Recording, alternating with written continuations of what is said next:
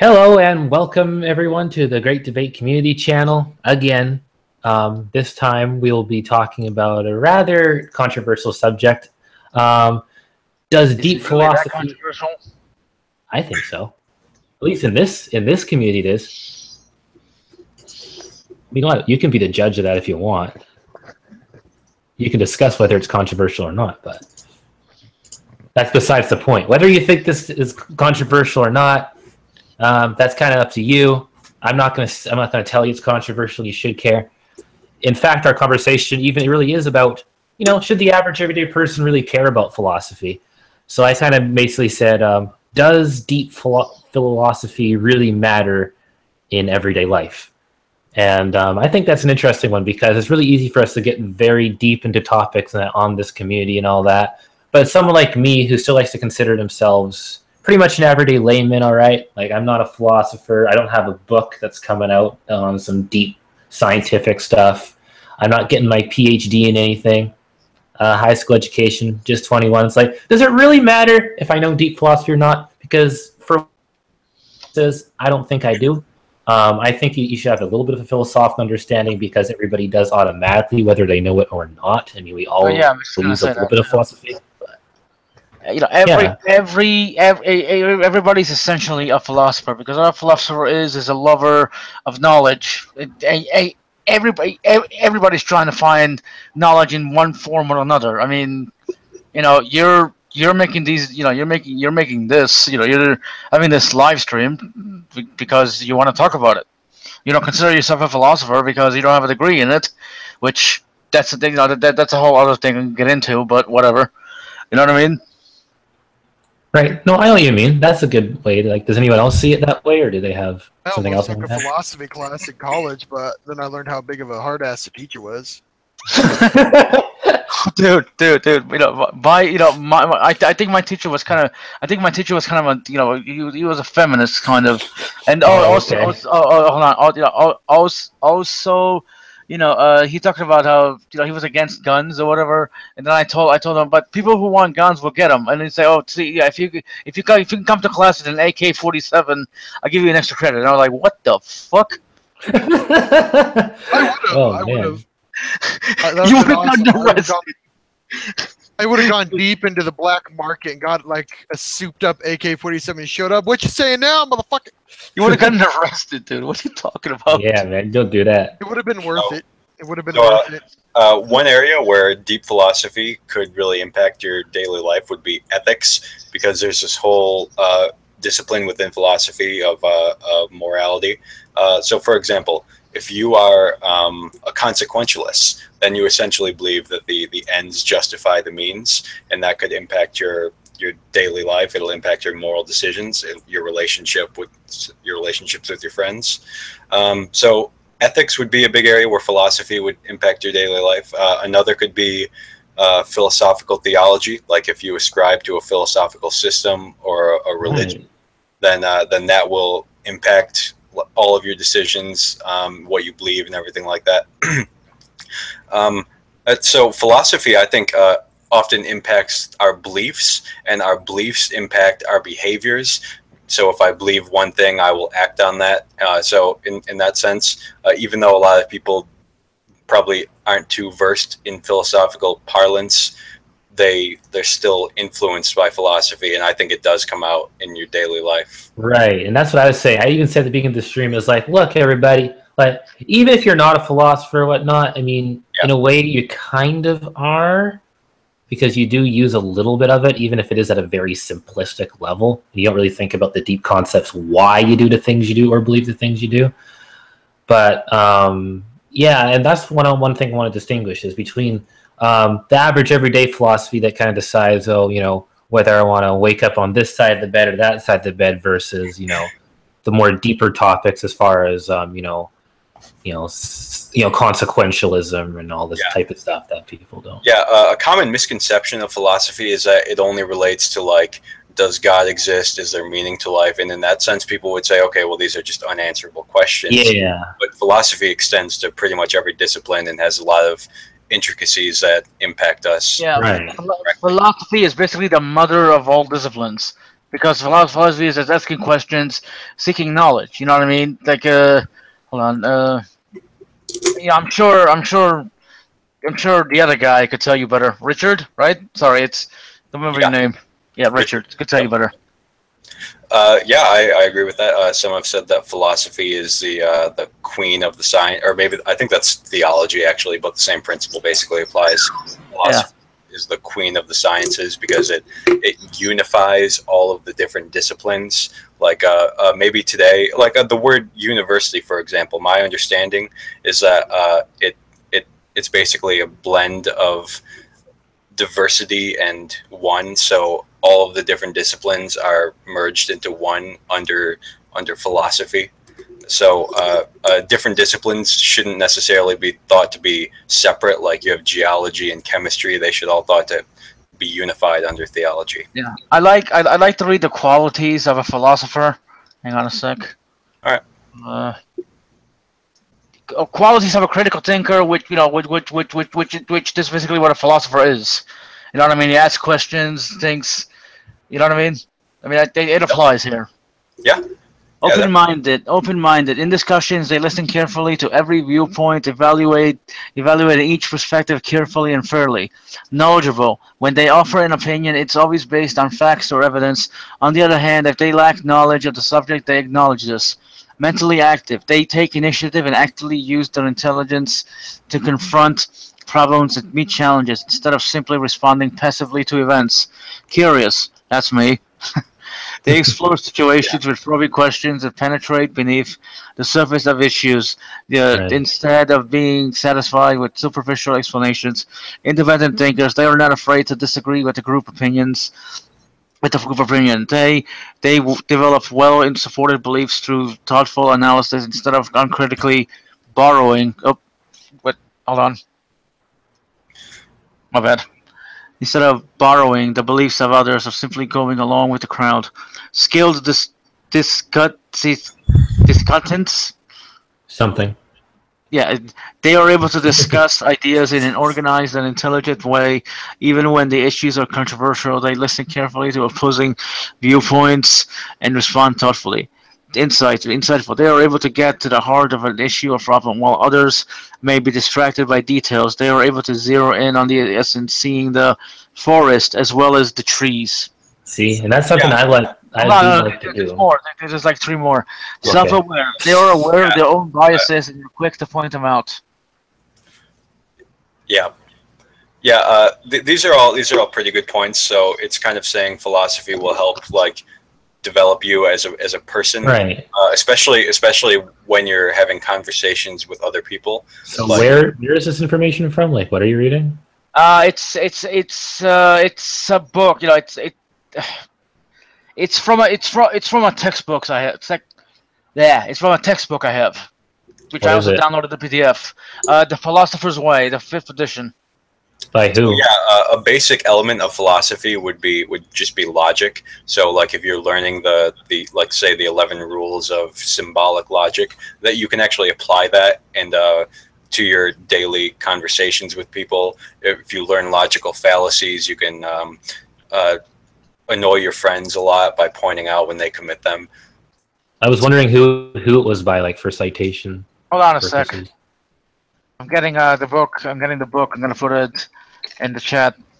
Philosopher's Way, 5th edition. Done. Okay.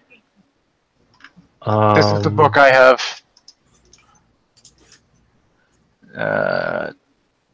There you go. Oh. Okay. Let me see here. I just want to see this here because, you know, I think checking citations are important. Well, hey, dude, go for it. I mean, you know, dude, I'm showing you the actual book here. Okay. John Chaffee, or however you pronounce his name. St. Tommy had a question. Or I think, because he had his hand up. Or something to say. Okay.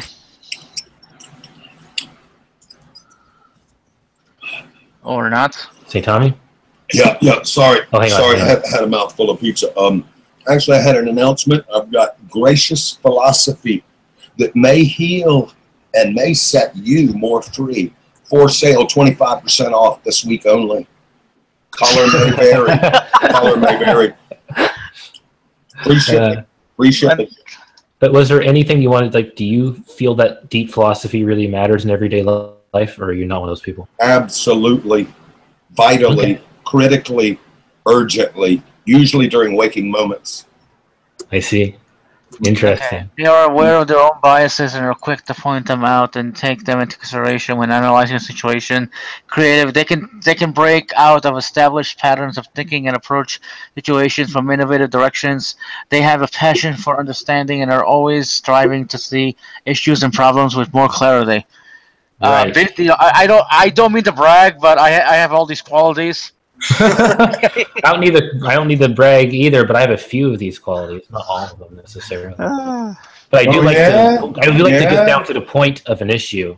A lot of people have known that before. It's like I don't like to deal with. Sometimes I feel like when people are arguing on these communities about certain subjects, that they're getting to the semantics and they don't get what the crux of the argument is. Like you have to try to tackle what the heart of it is, and some people don't do that. They just want to argue over the definitions or. Well, this says this, and this says this, and sometimes like there's a heart to the issue here, why this person's disagreeing or whatnot, and sometimes tackling that harshly can be the answer sometimes. So someone in the chat in the live chat on the YouTube video pointed out that knowing philosophy will help you to analyze political issues, like because a lot of people will base their political stances on how they feel or just a common sense thing, but knowing philosophy will help you to analyze that. So that's another pretty practical application. That is an interesting one. We need more contentious voices because it sounds like we're all agreeing. Well, philosophy. I'm actually disagreeing a little bit. I mean, okay, go ahead, St. Tommy. Then I'll say where my disagreement. Thank you. Philosophy will help you get laid. It will help you fall in love. Jesus. Well, philosophy. In a way, you're right. In a way, you're kind of right. You know, if you know philosophy, you could find a way to manipulate the girl to. I don't know, man. No. Dude, I found a post on Google once when I was 12 on how to manipulate a girl to do that, and I was entranced. And then I went back and read it, and I'm like, this is bullshit. I tried this shit. So be careful where you get your philosophy can make you philosophy can make you rich beyond your wildest dreams in 5 easy steps. What are those steps? He never told you. He never tells you in the video. I hate that guy. Or if it's like Ty Lopez from like the that's what we're talking about. Like it's not three. It's the first time. It's three. Look, philosophy is not negative coercion. It is positive persuasion towards getting laid. I mean a girlfriend, guys. I'm talking a real girl. And okay, listen. Okay, just to clarify, I kind of do see what St. Tommy is saying because a lot of people like to use the word manipulate, but I believe that we all persuade everybody a certain way, even if we don't mean to. Influence. So I mean, manipulate's more in a negative context of that, but you're right. You can use philosophy to influence people. That's just a normal part of negotiating in that. Like I don't see influence. It's a part of positive leadership. You know, it's not about coercion. It's about we all kind of influence each other. Yeah, exactly. Yeah, positive vision. Love it. Anyways, so what I was trying to say, my disagreement with the philosophy really mattering in everyday life is not so much with these, these basic concepts like, like the whole right and wrong. Like I was like, what should we do? What shouldn't we do? Kind of thing. But more along the lines of where I start to have my disagreements is when we get to like the really deep stuff. Like for instance, I hate to bring this up here because I know this is a little bit different, but I don't really see there being a whole lot of reason to use stuff like for instance, the Kalam argument or the ontological argument, stuff like crap like that in everyday life. It's not necessary. Some of the more deeper philosophical. Retarded. Well, that would kind of go back to what I said in the beginning. Like they can influence you in your religious perspective, and your religious beliefs will ultimately determine your behavior in everyday life. So they can. Yeah, it's good. It's good to know these things, even if you don't use them. It's good to be aware of them. So you know, so when you talk to somebody, you can pick, you can pick up. Oh wait. Are you making this type of argument? Like, you know what I mean? Yeah, I know what you mean. Like, it is useful, but like, I just don't see, like, its practical use. And I feel like my problem is that some people. I just told you practical use. I know what you're saying, but people like to treat it as if they almost say like, oh, people should be more versed in some of these things. And I think it's a person's person's okay not knowing all these different technical terms or things and all that, and they can get by pretty easy. But I remember this conversation coming up because one time I had a little bit of a disagreement with philosophy that came to arguing with Matt Bell on his channel, where he was arguing basically that more people should know about these kind of philosophical topics and all that, because otherwise you're just making arguments that just based on what your friends say or your own opinion or whatever, then it's just stupid. Yeah, so from a Christian perspective, I guess you would basically be asking about the use of apologetics and what good is it, why even bother doing it. I mean there would be a few reasons from a Christian perspective, and forgive me because I'm kind of importing my theological beliefs, but I'm just giving you why this is practical from our perspective. First of all, there would be the Great Commission, which is to go and make disciples, and this sort of philosophical argument would help with that. The second thing would be that it will help to repel your own personal doubt, so you can think about these things more rationally, and you're like, okay, even if I struggle with this doubt, I still have all of these other arguments.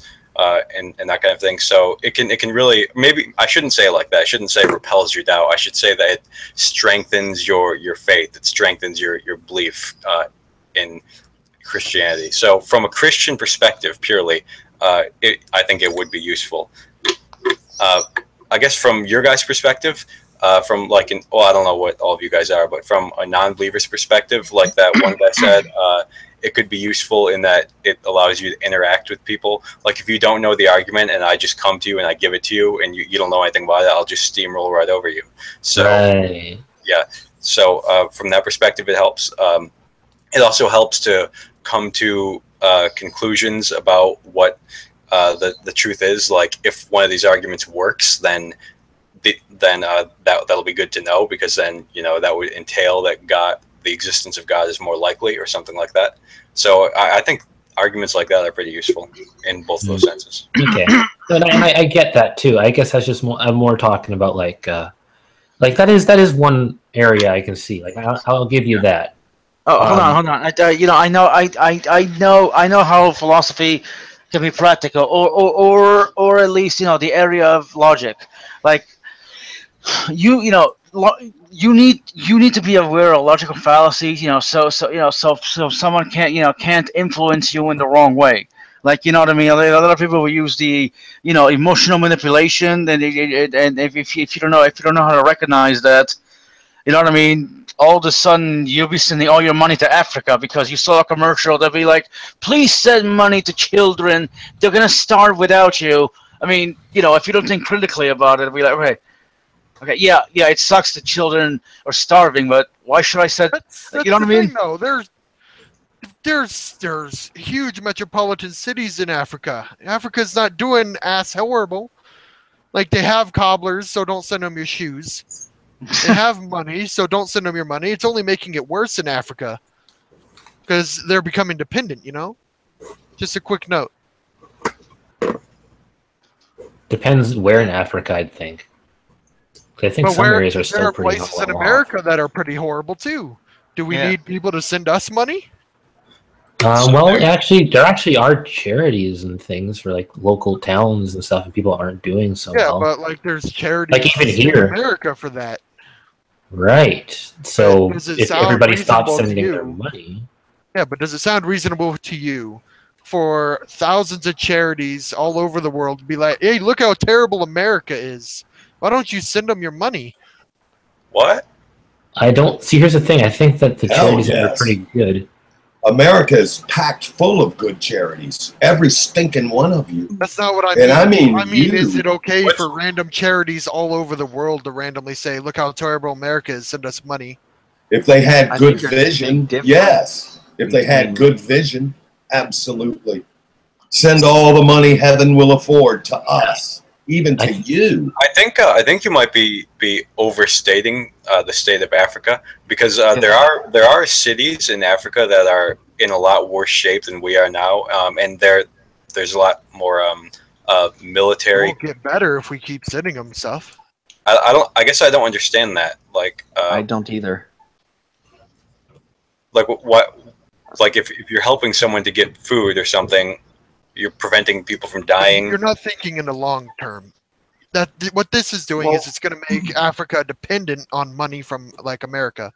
Well, I disagree with that. Not really. Hold on. I disagree with that because there are charities out there who gain money not just to feed the people in Africa, but they are starting education programs and political programs, and all kinds of different programs to make them self-reliant, farming programs, all kinds of things to make them self-reliant. So the idea that we're sending money to and they're becoming reliant on us is just bogus, because that's not true in any way. I'm going to go ahead and chat with my economics teacher. Maybe it's half true in some ways. Because, you know, they're going to starve to death tomorrow, even though we feed them today. But they might learn how to fish and maybe half starve to death tomorrow. Can't never tell. Yeah, that also assumes the money charities get actually goes to what they say they get. That's true, but that's where research comes in. At least 25%, yes. At least. Are philosophical concepts helping us to decide this right now? Yeah. They are. Oh, absolutely not. In no way, absolutely not. No, I'm kidding. Hey, you know who should get in here? We should get Aaron Raw in here because he hates philosophy. Seriously? Oh man. Well, I'm not a huge fan of. I'm not a huge fan of deep philosophy. I understand we all use a bit of it, but actually talking about like all the technical things that go over my head, I don't care. I don't know. It sounds kind of like the way you put it sounds kind of nebulous, like a deep philosophy, some abstract thing. Well, because that's what it feels like half the time when I hear people like Matt Bell talk. Mm-hmm. It's like when you talk about time and space and space-time, it's like I can't participate in the conversation anymore. Okay, well, here's the thing. You can say the same thing about like quantum physics or even theology. Like there are all sorts, or mathematics. Like pretty much any discipline will have aspects of it that'll just go over your head. That doesn't mean that it's not useful. Yeah, you can say. Well, I was thinking in everyday life. I mean, I could sit here and explain to you the factors of shading in art, and you'd get confused, maybe. Yeah. I have a question. Is flat Earthism anti-geometry? Is it anti-geometry? Flat Earthism. That's amazing. Okay, think of it like this. I have an example, a good example. HTML coding. There's a lot of it that's just really complicated, and if we were to sit here and talk about it, a lot of us just wouldn't understand it. But still, it has a lot of practical application because it can help you to make a website and develop your SEO ranking and that sort of thing. So I don't know. I don't think the fact that it's complicated means that it's impractical. I don't think that's impractical. And I do agree that it's useful. I just don't think it's necessary. Yeah, For example, with the HTML coding, knowing that stuff to build something as a website, for example, is great. Yeah. But if you want to build a website, you don't necessarily have to know that stuff because you can hire somebody to help you do that. Yeah. Or if I'm in a debate with somebody, I love philosophy. I don't know barely anything technical about it. You can hire someone to debate for you. Well, what I mean is, like, I'm more than happy to have somebody walk me through a philosophical idea that they're dealing with or they want to use. I'm fine with that. I don't have to know it beforehand. Yeah, but if you're learning about it, then you're still like getting into the deep philosophy, right? I guess the main thing that I want to distinguish is that. Okay, well, let's suppose you learn about this concept, but then you don't really have the latitude behind it. So if somebody really presses you on it, like if somebody knows what they're talking about, which you would hope in a debate context, and they press you on it, you're not going to know where to go with it because you don't have that kind of latitude. Well, I suppose it would depend on the argument. Well, no, well, I mean, it depends on how intricate. It depends on how intricate the argument is. But if we're talking specifically about deep philosophy. Like this is the example that you gave. Like if there's a topic that has a lot of latitude, and somebody just gives you kind of a brief overview, then you can go in and present it. But if the person you're debating has more knowledge about it, then they're going to press you on it, and you'll just kind of flounder the whole time, and you'll have to just make stuff up. Well, that's with what you know about the topic of the debate, not so much the philosophical arguments made. What do you mean? Well, if I'm in a debate, I probably know something about what we're talking about. Otherwise, I wouldn't be in there, whether or not I know the philosophical terms or not. Okay, so you're talking about like philosophical terms? Terms, arguments. Like I've only been recently introduced to the ontological argument. And the cosmological ontological argument. I didn't know what those were before. I was walked through them, and I think I did a pretty good job. Not great, but I did a decent enough job to handle it without knowing the technical terms against it. Yeah.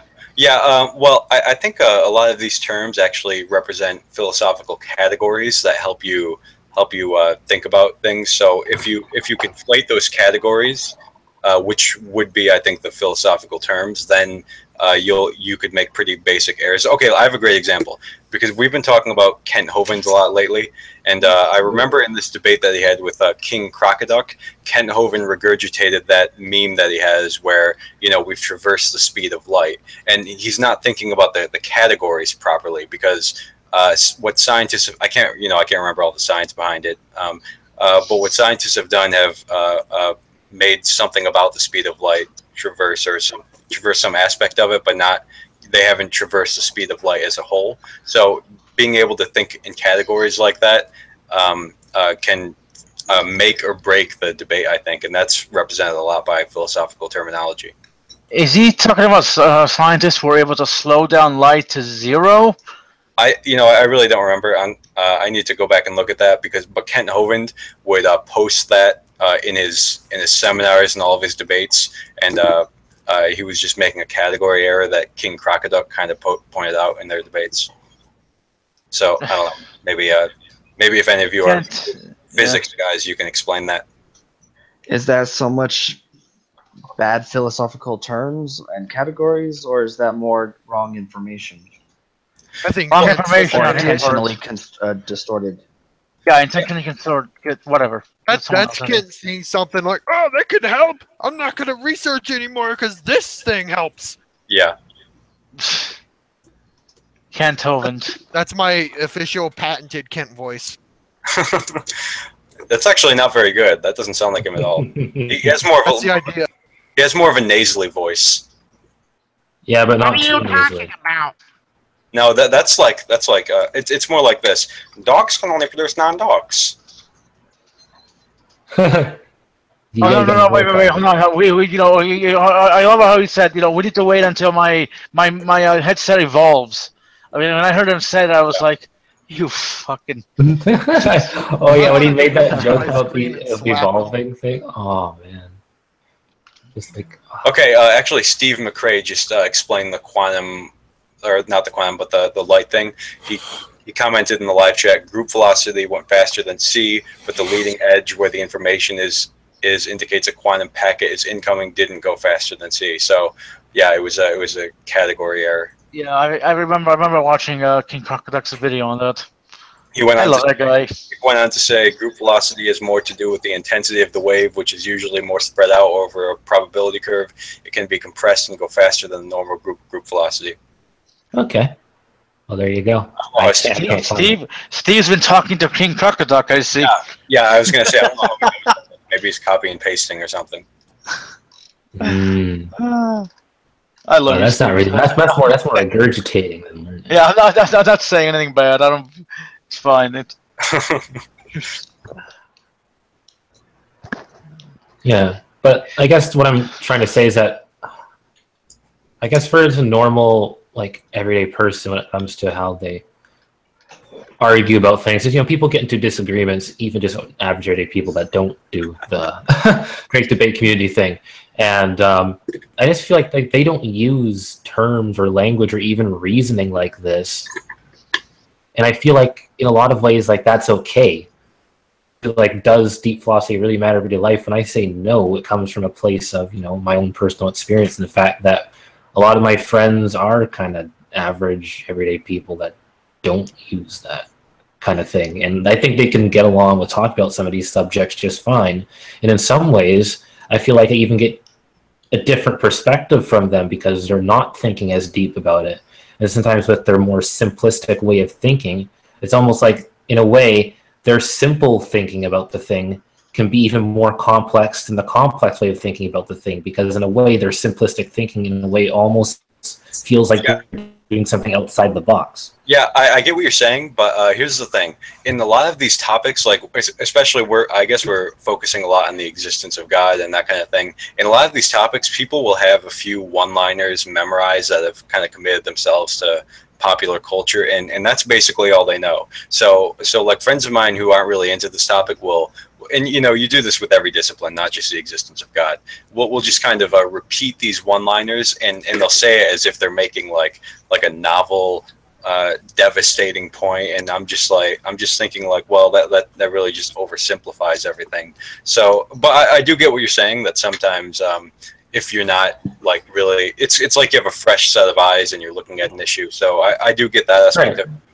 Yeah. I think it's more about whether or not you can get the point across with or without the technical terms. Just like you can admire a painting with or without knowing about how the painting was painted.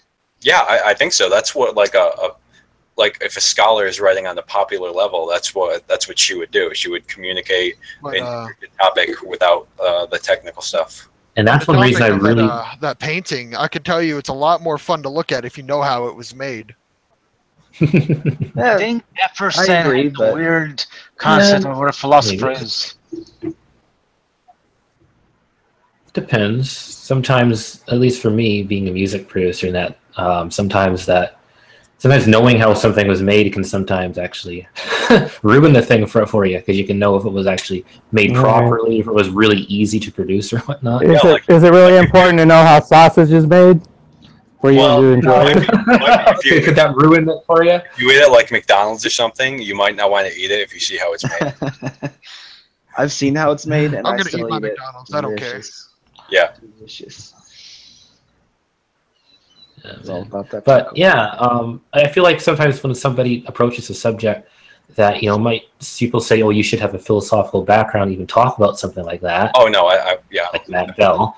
But just approaching it from a normal, everyday, average person, I feel like sometimes, at least for me, because maybe you guys don't feel this way, but it feels like a breath of fresh air. Like somebody who's not very philosophically versed, or even, you know, if it's something about theology, not very theologically versed, can sometimes offer something that's just like, well, have you ever thought about it this way? And it's like, interesting, because it's like, that's something I don't think I would ever hear from that person if they were versed in all the technical terms and all that. That's just more of a thinking outside the box. Yeah, I generally agree with that. It reminds me of something that Vodi Balkum said. He said something like, if you haven't had any philosophical education, then you should talk about it. But if you've only had a semester of philosophy, then you shouldn't be allowed to talk about it, because you only have like, basic concepts. Okay, I disagree with that. Like, you know, how are you going to learn? Oh, by the way, you know, Jay had, I'm gonna butcher your name. Ask a philosopher's peer-reviewed, because apparently he's had this misconception. Like, I don't know. We're peer-reviewed. There you go, Jeff. Whatever your name is. The thing is, philosophy. That's another thing that's controversial. Philosophy is also not like science, where even though science is technically a philosophy, the other philosophies, it's not about trying to peer-review things and run experiments and all that. A lot of these things are more like interesting ideas to play on in your mind, and therefore trying to apply something like peer review wouldn't exactly work. Well, I mean, it's contention. Like the philosophers try to sell their ideas, he gets enraged. And I'm like, but well, that's kind of what they're doing. When you're being a philosopher, even on here or whatnot, you're basically trying to sell your idea to a point where it's like, well, no. Does my line of reasoning make sense? Actually, no. Scientists do the same sort of thing. Like they have an idea and they want to sell it. Like it's the same sort of thing. So what? Why do you hate philosophers again? Hey guys, I've done peer-reviewed work, but my peers are really stupid. Yeah, you gotta watch who those peers even are. So yeah. Well, I just think I think that's a wrong sort of approach to what philosophy even is. So I mean, the whole peer review thing just doesn't make sense quite on that level. I do peer review stuff by sending my work to my mother, and she reviews it. So there you go. Is that good enough? Okay, that's why he defines a philosopher as a word salesman. Well, Tyler actually made a good claim right here in the side chat. Tyler Durden. Yeah. Philosophy is not like science or engineering. Your bullshit doesn't have to actually work. Well, yeah, okay, I can agree with that. I guess he means work in the practical sense, like you build something and it works. That's probably what he means. Well, here's the thing. Yeah, you're right. It doesn't have to actually. Well, here's how I interpreted it. It doesn't have to actually be. Oh boy, we're gonna go there. It doesn't actually have to be valid.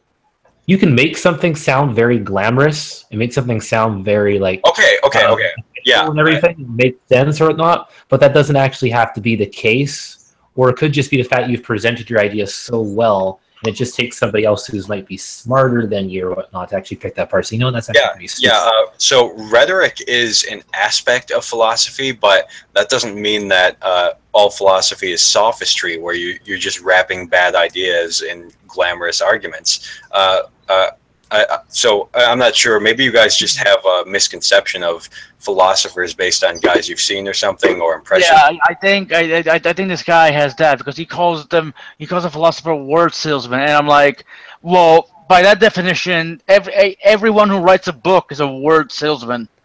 Yeah, like for example, philosophers like of old, like really ancient guys like Aristotle, they would make predictions about the natural world before we actually had the sciences. Like we would have people who would predict that the Earth revolves around the sun and that sort of thing. And these were philosophers. So philosophers do make applicable predictions about the real world, and philosophers also help develop rules of logic based on mathematics. So okay, here's something interesting. If you were to take like a basic mathematics course, like or really any mathematics course, you'll get an undergirding in philosophy. You'll get P, proposition, Q, all of that, and they'll teach you symbolic logic and about consequence and antecedents and everything like that, because all of that matters in philosophy.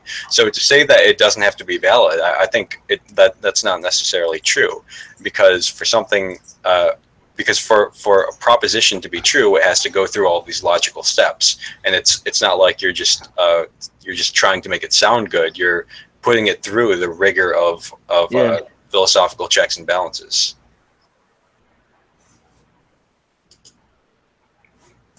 Wait, a major setback for me is language.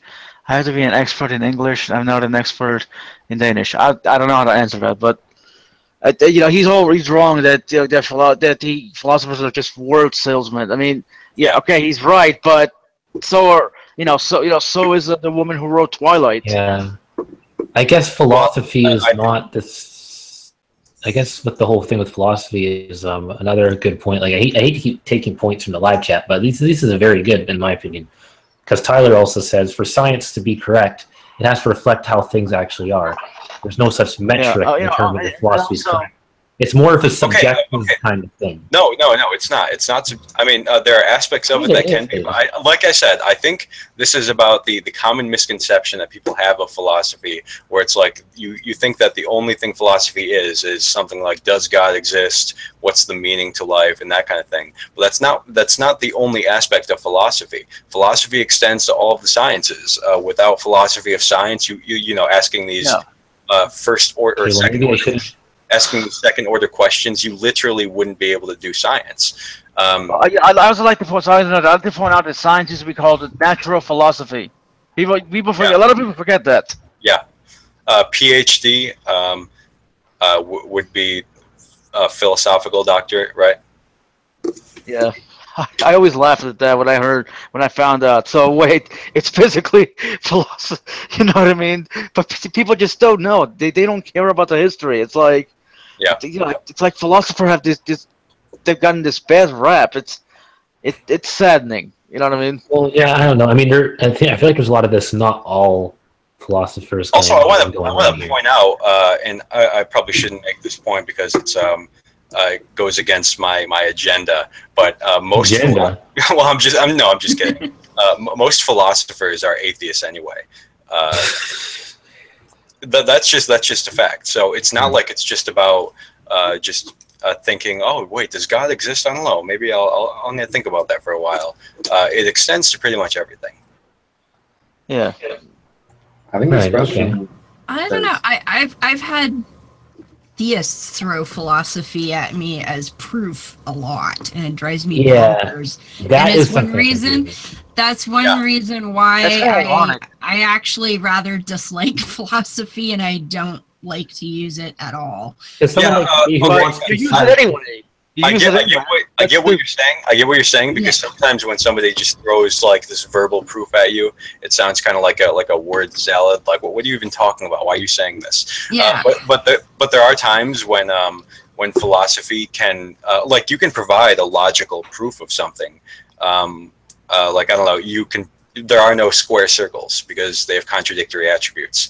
So that would be that'd be like a really simple thing, but you could get into more complex things. So I don't know. I don't think philosophy is useless. I think it's just abused sometimes. Oh, it is. I like to think of philosophy is where you come up with the hypotheses that then science goes and tests. That's how I like to think of it. I feel like I could process this. That's good.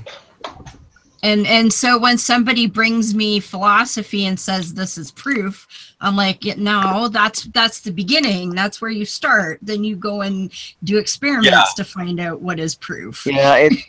Okay. So here's the thing: when you are interpreting the experiments, you're still doing philosophy there. So I don't think you can just separate it and say like, okay, this is philosophy, this is science. I think a lot of it is pretty deeply intermingled because you can't really think about these concepts without philosophy.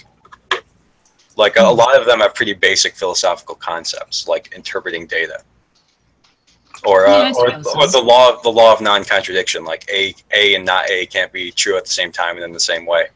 I think what most people are looking for when it comes to the whole proof of God thing, and I know this, I don't want to speak for the atheist because I'm not atheist, but here's the thing, because I've still been agnostic about this kind of thing a little bit, because it's really hard to know for sure anything. So I can kind of agree. That's what I am. Yeah, I can kind of agree with the atheists on that point, that when people bring up a philosophical argument, a lot of times, and I know you could say this is the wrong approach to have about God because the nature is supernatural. I know that response is coming, but I just want to get this out there. Yeah, I know. A lot of them want like a scientific, and people like me even would prefer a more scientific argument because we can actually see and observe for ourselves a more practical way of knowing that God is real, rather than having some sort of weird philosophical. I'm sorry to interrupt you, but apparently, according to Marin Goldman, we're all misguided, unless he's referring to somebody in chat. No. That's disappointing. I would prefer that we were all guided. Require knowledge of philosophy. To start a washing machine doesn't require you to know how it's. Okay, fine, but you should at least. You know what? Whatever. Okay. I don't even know how to if you got a new washing machine? Well, yeah, shouldn't you? You kind of gotta infer as to how to turn the thing on. Okay, right? To start a washing machine, you have to know that the law of non-contradiction is true, right? Well, no, that's that it's like, not a dryer and it's actually a washing machine. Yeah, something like that. I don't know. That was just off the top of my head. So yeah, see again, but again, that's more hidden philosophy. It's philosophy that you use without even knowing that you're really using it. You just kind of do it. Yeah. Like you don't have to know. You don't have to know the technical terms behind it. You don't have to know the three laws of logic. A lot of people that use the three laws of logic probably don't even know what the three laws of logic are. Oh yeah, absolutely. But what bugs me as I'm a kind of a practical person. So Trill, what you were saying about, you know, there are some things that you can't know. Right. Like you can't know everything, but the way I look at it, because I'm one of those what Steve likes to call a proper atheist, where I will flat out say there's no God, and I know. But I base that on practicality, because we don't go around saying, well, you know, I think the sun's going to rise tomorrow because, you know, we have all this data that says so, but I can't really know for sure that's going to happen. So I'm not going to say that, because that would be kind of arrogant to assume that. No, we say the sun's going to rise tomorrow, because that's what everything tells us is true. Now, if in fact a day comes where the sun doesn't rise, I'll be the first one saying, well, shit, look at that. The sun didn't come up. Right? I'll just go ahead and blow my brains out because, you know, sun didn't come up. Oh, well. You're about to freeze to death.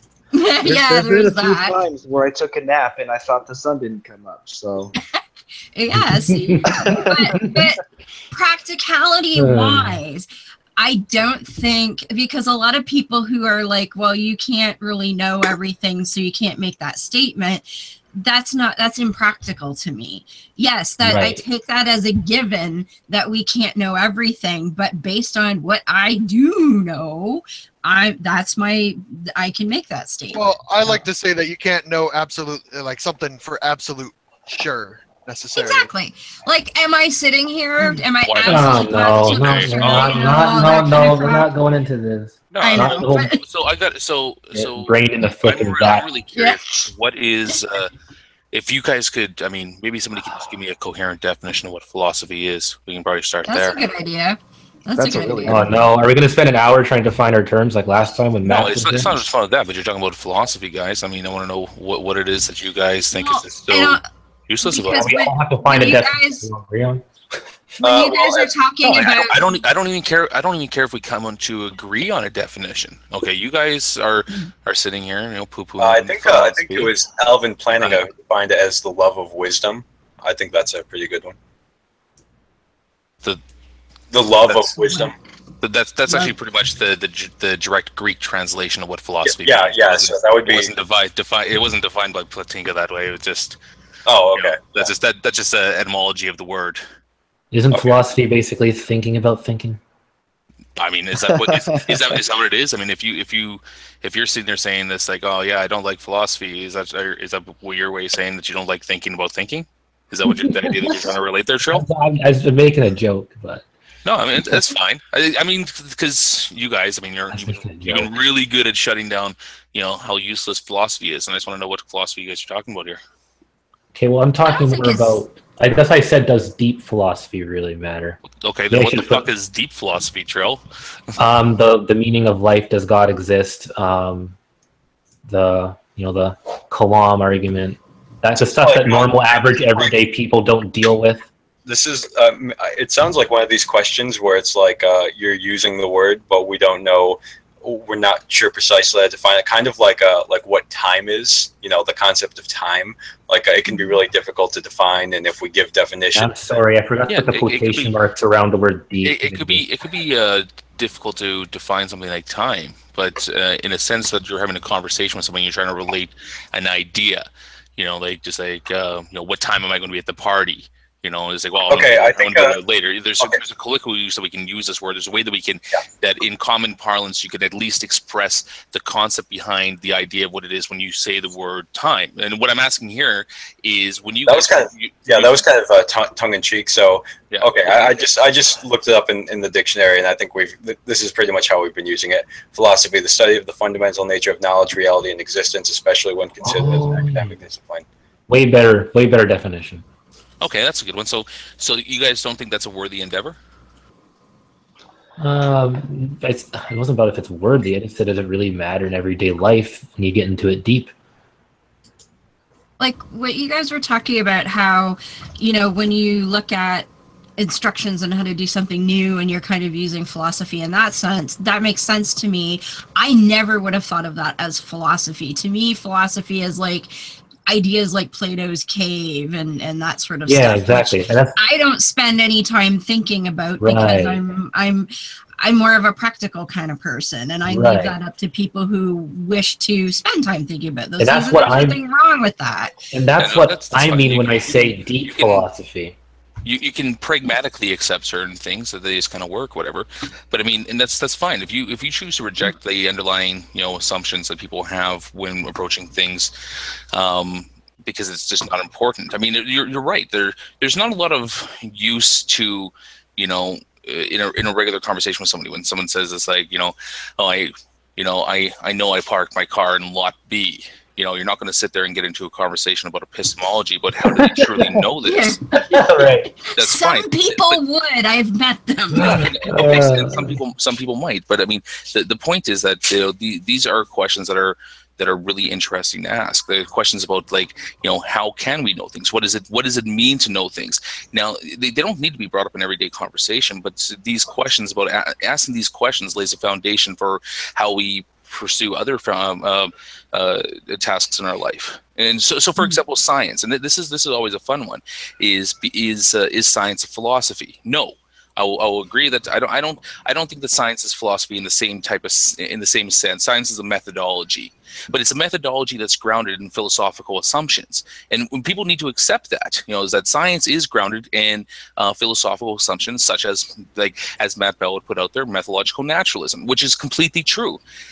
He's a crackpot when he thinks that, hey, we should drop methodological naturalism from science. But that's beside the point. The point still is that science is a methodology that is based on philosophical assumptions that we do have, and it's great because it allows us to know things. And you don't even need to know all the ins and outs of what those philosophical assumptions is. You don't have to sit there and complete a thesis on why you rely on induction when you do a science experiment, because these are certain things that we can accept pragmatically, and there's nothing wrong with that. I think this all comes down to the degree that we're talking about, because it's like asking do you have to be athletic to play baseball? Well, I mean, not really. Like, you can be pretty out of shape and still go out on the field and throw a ball around. You don't even have to know all the rules exactly and still have a good time. but if you want to play baseball at a professional level, you better be a good athlete, and if you want to be an umpire, you better know all the rules. So I don't know, it's kind of a yes and no, just depending on how, what shade we're talking about.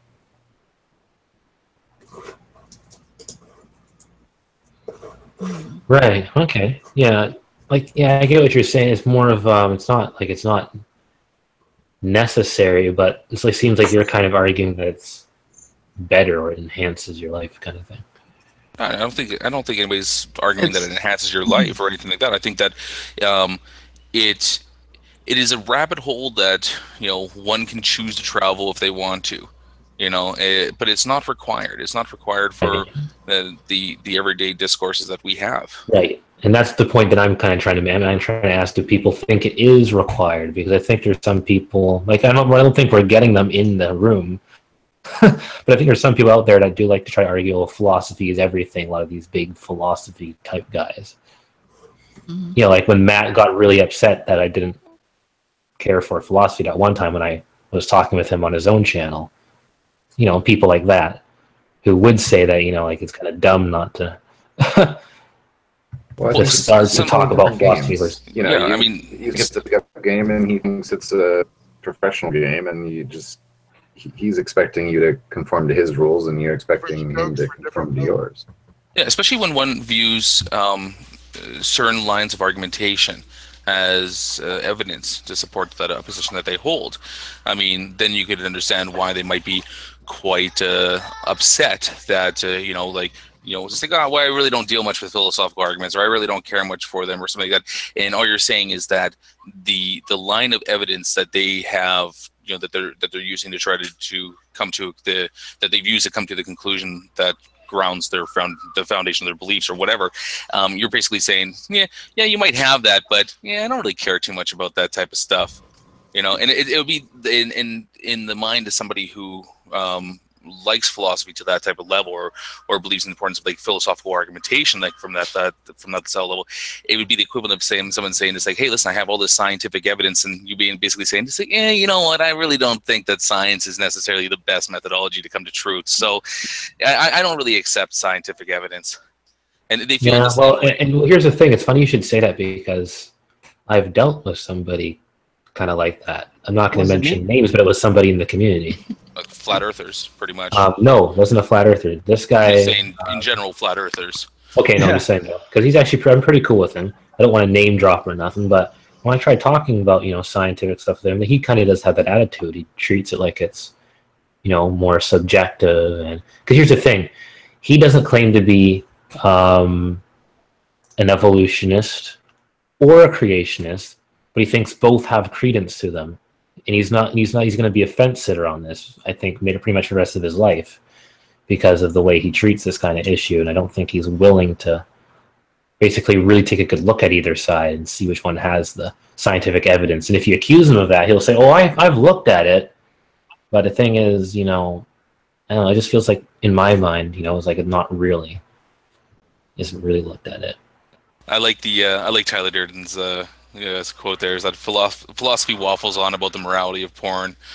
Science brings free porn directly to your smartphone through invisible pulsed radiation. Yes, yeah, science is amazing. Yeah, and I think that the 1 second. Want to turn that down a little bit? It's Tom and Jerry. It's literally a show where they don't talk. You don't need the volume that loud.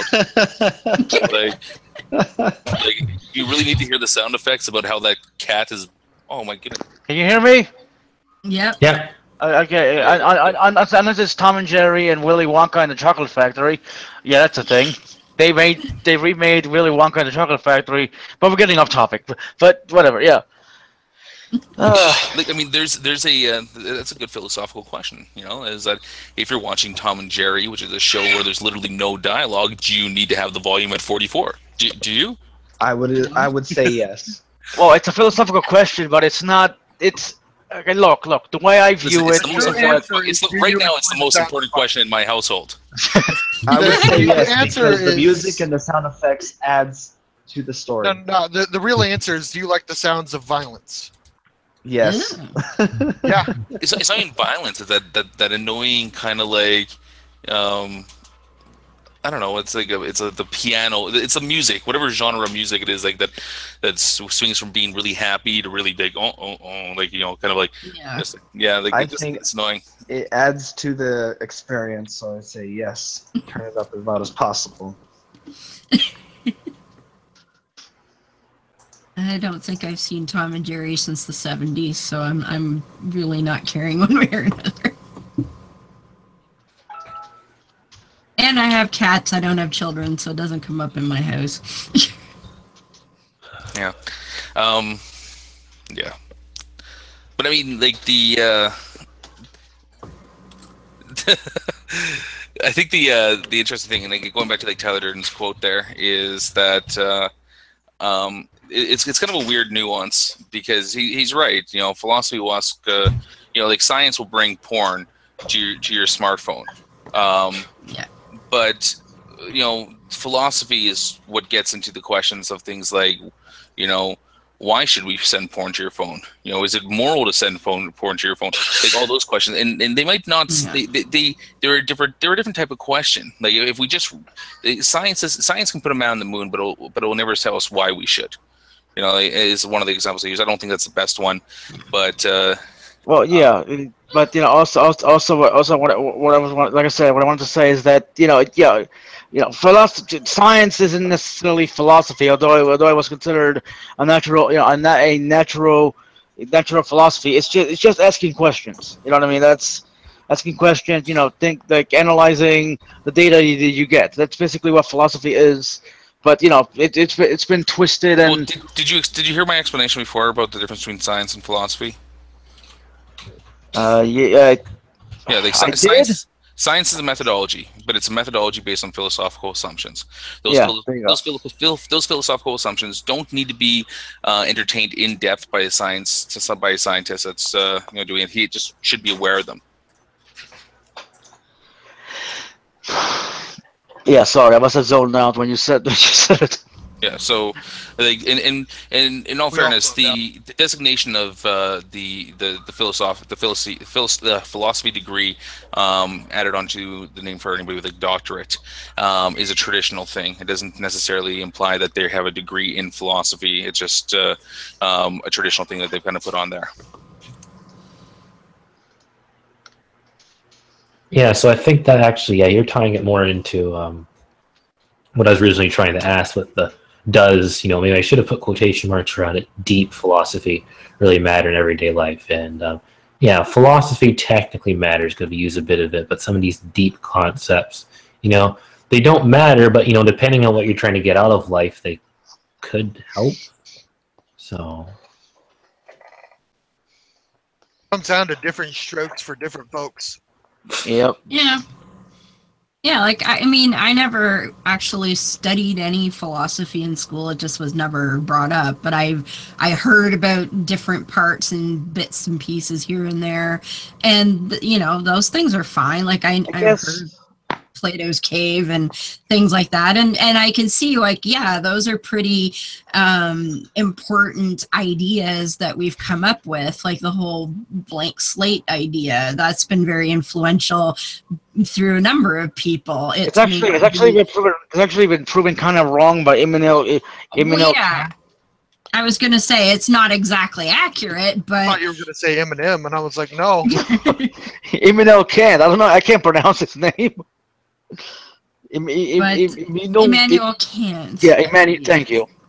Yeah, I actually know more about philosophers' names from Monty Python than anything. But, well, see, I haven't watched.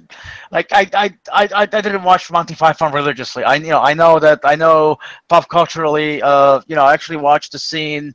When I took the philosophy class, they played a scene where I guess if I'm correct, this guy went to different rooms. Damn it! I'm struggling to forget the skit that I saw, but never mind. Move on.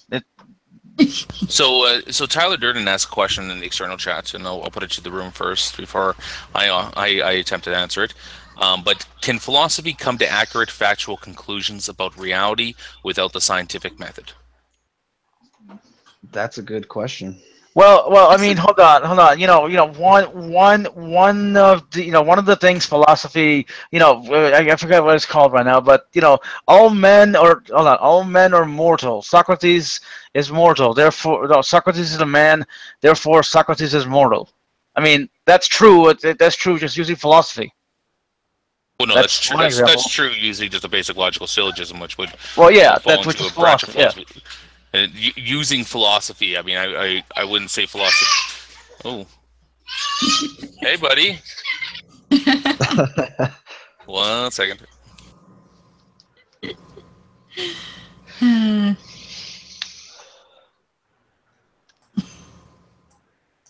Like Renee. There we go. Yeah. So to answer the question there, like, can philosophy come to accurate factual conclusions?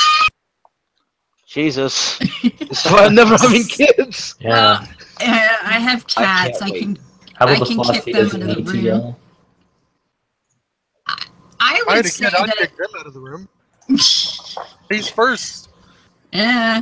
I would say, like, I suppose philosophy could, come up to answers, but the question for me is, would I actually believe that without the science to back it? I would question it until I had something empirical to back it up, but that's just right. Me. All right. No, that makes sense. That's actually pretty fair. Yeah, see, I'm more of a practical person too. That's why I find a lot of philosophy stuff.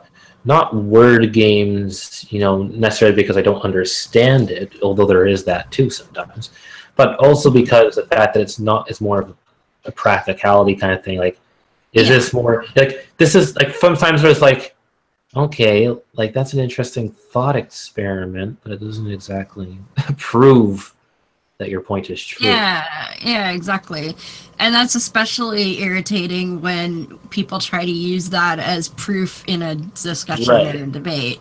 See, I don't like it when people do that. Oh, I know. It drives me crazy. Right. keep that shit out of here and bring me some evidence, would you? Because, like, you know, if you're trying, like, it's like, you know, I know this is like a different type of forum, and people, you know, a lot of people tend to be more versed on technical things anyhow. But you know, it's like, try using this with somebody who's like, you know, just a simple layman or whatever. I'm pretty sure they will not get what you're talking about. Chances are. Well, yeah, and I mean, I don't even know that much. If they are convinced, it's like, well, I guess it's okay on what you're talking about, but you know what I mean? Like, it's not the kind of thing that, like, it just doesn't feel. And I've had people, yeah, we can see you. I've had people say things like, well, because they realize that I don't know a lot of philosophy, so they try to like throw it in there and then claim victory because I'm not well versed in it. And it's like, okay, I may not know your philosophy, but I can tell you that that ain't proof of any fucking thing you've said. Right. And that's what drives me nuts, because I'm at least educated to know that much. So they think, oh, she doesn't know about philosophy. Oh, I'm gonna lay that's what people try to do. You know, they try to attack something you don't know to make you look like a fool, and I fucking hate that. I hate. You know what? Everything I fucking love gets misused all the time, and I hate it. Midnight, you don't know what you're talking about. I know. Yeah, there you go. There you go. Yeah. Make fun of the brony, okay? Yeah. Who's making fun of bronies? It was a joke, but. It's a joke. Motherfucker. You ain't no make fun of no Twilight Sparkle. Bitch ass. Okay. Let's. Oh, Sokka's back. Sokka might want to finish his point. Yeah, if his kids will let him. Or if he remembers. No, I had to go outside. That's okay. Okay. Not sure what that means, but... Oh, you're an inventor. My wife won't let me smoke inside either. Hey. No, it's just like everybody kind of like started like piling into the like, because my office is adjoined to the living room, and everybody decided to go in there. So I just grabbed my phone. I'm just gonna go outside. Irina, you look like the most hilarious dude I've ever met. It's awesome. I'm recovering from back surgery I had yesterday, or the day before. Oh, yikes! Yeah. Then yes, laying down is good. Already out of the hospital? Wow, that's good. No, I'm at home. That doesn't look like no hospital wall I've ever seen. I was gonna say. Yeah, I'm at home. Can you guys hear me? Yeah. Oh, okay. Yeah, I'm at home. Oh, are you there? What kind of surgery did you have, if you don't mind me asking? I'm amazed Yeah. you're back home already. Well, I'm amazed too, because it was a L5, you know, the disc. Jesus. Had an anterior wedge put in with 4 screws there into the sacral bone, you know, and then into the vertebra. Between L5 and L6? There's no L6, but I don't think, but it's the bottom vertebra. Oh, okay. So then then one screw in the back, and then they wrap it and fill it with cadaver bone, and then by God's grace, He heals me. There you go. I just threw that in By there. God's grace. Right. So, Irenic, what did you think about the topic at hand? Because we've been talking about, does deep philosophy really matter in everyday life? Do you think it does or no? You know. Honestly, you using deep philosophy is triggering me. Honestly, the term deep philosophy is just like, isn't there? I agree. There's got to be some sort of distinction. Yeah. So, I think deep philosophy is okay, but really deep philosophy, that's where I draw the line. Okay, so I think that the question is an interesting one. Is that like Clay Concharian and Tyler Durham kind of going back and forth in the external chat? Yeah, of course, you know, you can come up with a lot of philosophical arguments for, you know, that bring you to a fact about reality. And and that's trivial to do, really.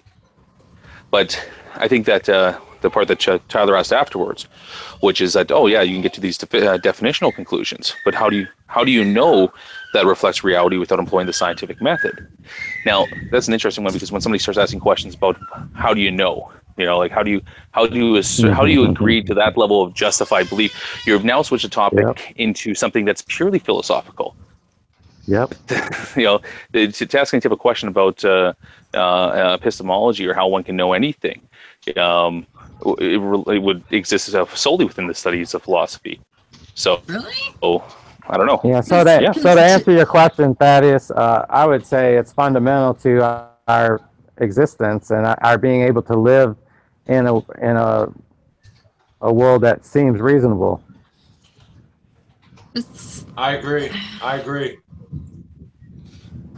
I mean, I certainly understand what Trill is saying, and a lot of this talk, they go on and on about the Kalam and all these strange things and the epistemology of it, and what counts as evidence, and we're going to a whole 3 hours on what counts as evidence, and I completely understand Trill and agree that is a load of shit.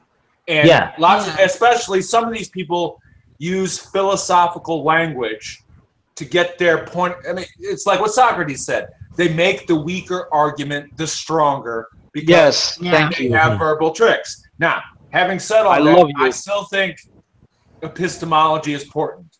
How do we know things? I still think metaphysics is important. What is real or what is true? And you said you didn't want to talk about ethics, and I understand that, Trill, but ethics is part of philosophy. Of course. Okay, well, I just thought it wasn't like the point I was trying to make, so I just wanted to try to keep the conversation more. I want to bring up one point, though, related to what that gentleman just said. Okay. Okay, I'll come back later. Okay, you're saying already? You can go ahead. Yeah, just man, I hate when I'm sorry because I'm on sorry, I'm on some hydrocodone or whatever, but lucky guy. What? I have to come back to it. That thought just went somewhere. Stop it in your ear. Move that. Okay, so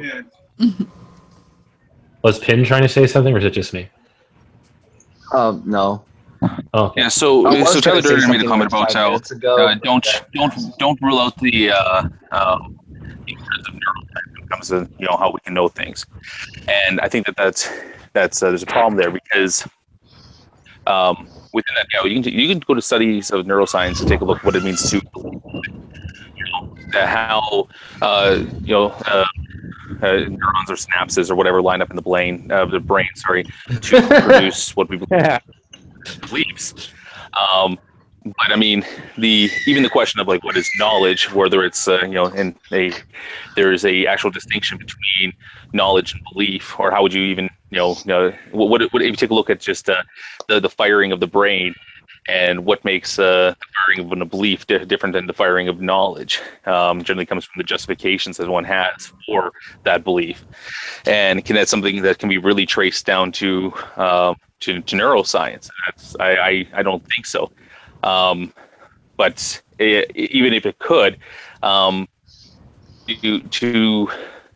say that somebody can know something, and then that there's a process within neuroscience where they can do this, where you can detect like this knowledge or whatever.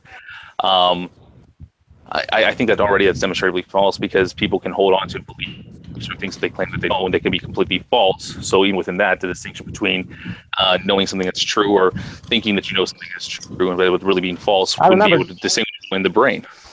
I remembered what I was going to say, but I'm pretty sure even philosophers, I don't know, I might be wrong on this, but when it gets down to the nitty-gritty, they all will admit that we can't know that we can't know that we know anything, or I mean, there's these little, I don't know, there's a Cartesian box or something that it's like once you employ that, it just it's a logical, it just ends all anything to stand on, any ground for knowing anything, something like that. But so go ahead.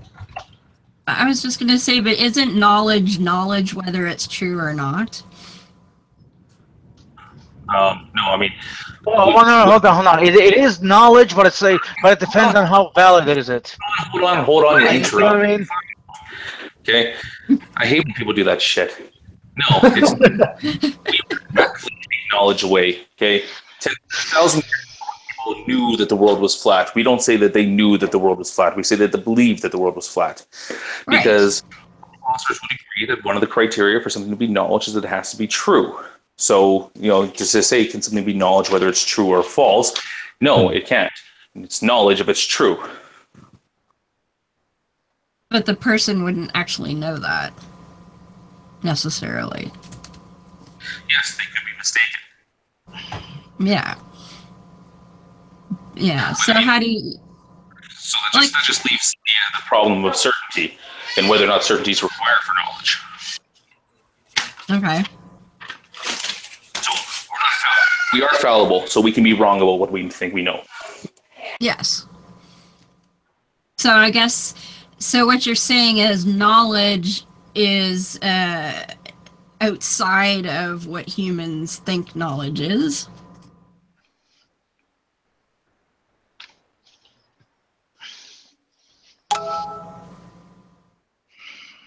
I'm trying to figure that one out.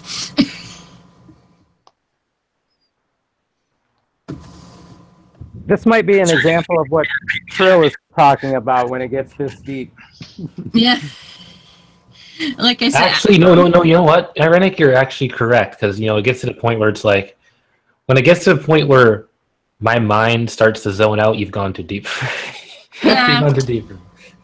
Yeah, and it's like, you can say yes, validity or truth or whatever needs to be a basis of knowledge, but if you have no way of knowing based on the information that you've been given, well, it goes all the way back to how can you say the sun's going to come up if you don't have all the knowledge? Well, the knowledge that I do have tells me that is so.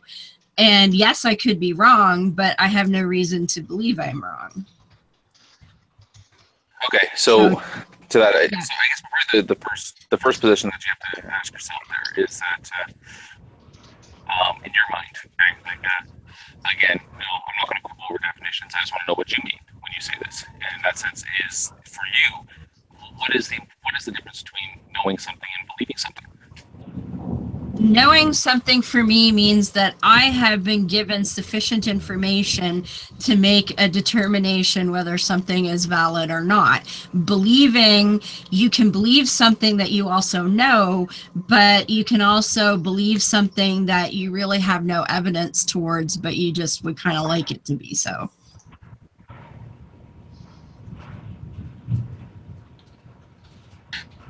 So, so I'll accept that that's a decent distinction there, is that, when we talk about beliefs, a belief could just be any proposition that one thinks is true about reality.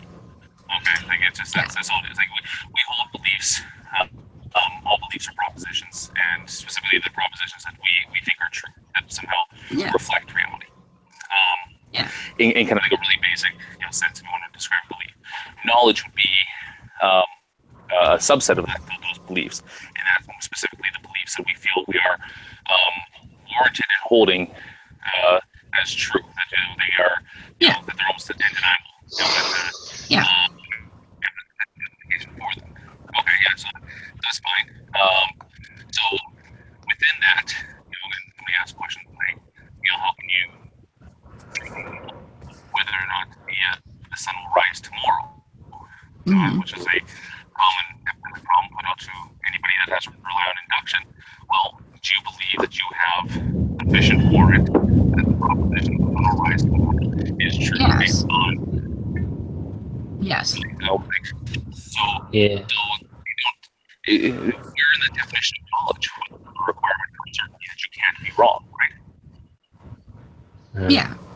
So I just want to take a second to that in. I'm having a real hard time. I'm having a hard Saka, time your hearing sound you, is bad. Saka. Yeah, your sound is yeah, bad. your audio is really bad. Yeah, I'm having a hard time hearing you. Oh, and I want to take a minute to welcome Troy to the room. It's a friend of me and Pim. Yeah, man. Troy's a pretty interesting person. He's been on our podcast before. He is the Troy.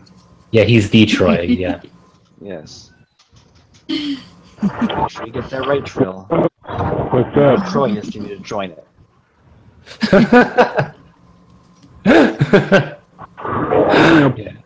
If I'm not here. We can sort of hear you. You got a lot of background noise, Troy. A lot of background noise. It's really hard to hear you, man. Because your background noise is like it's all, muffled and however you say it, words. I think I've been talking too much philosophy right now, so it's really hard to. So I don't know what. Hey, it's something. Something's going on. You got to fix it. Or maybe you don't. I don't know. Maybe to discuss the philosophical nature behind that. I don't know. Maybe you do have to fix it. Damn, I wish wish you know what fixing means. I wish Sokka would come back. I want to hear the rest of that. Because if I'm wrong, I'm happy to be educated, but from the little bit I do know, I'm pretty confident in all of that. And I mean, like I say, that's why. Pardon? Okay, no, that's cool. I think that was good. I think that you put a really good distinction on the difference between belief and knowledge, and in a very in a manner that kind of expresses the difference between merely thinking that a proposition is true and feeling that one has part as being that designation between knowledge. Why is your audio keep going so bad? Because he's on his phone. But it keeps fluctuating. Like before it's good, and then it's not good anymore. Sometimes with phones, if you turn your head even the slightest bit away from the microphone, it sounds like you're 2 rooms away. Well, today actually, when I was shopping, I got myself a specific earbud set that has a microphone attached to it for my phone. So. Right again, Sokka. No. Don't worry about it. You sound like you're really distant, Sokka, and kind of tinny. Yeah. Right. But, welcome back, St. Tommy. Hey, there's nothing wrong with being teeny. No, tinny. I'm Canadian. I have a funny accent. For a second, I'm Canadian too, and I was going to say, bedroom has nothing to do with this conversation. Yeah. Hey, no. Tinny. Being Canadian's not an excuse, because I'm Canadian. I know, but you don't have a funny accent. There's probably an accent. Say that again, Sokka. Okay. Sokka, try it again. I didn't hear you. Everybody talked over you. Well, I thought I heard him say, "Is that better?" But everybody was talking, so I wasn't sure. He said 5 3/4 inches. I said tinny, for fuck's sakes.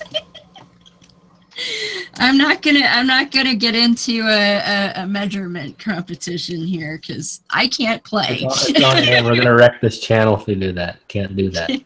Yeah, exactly. Steve will take away both our creds.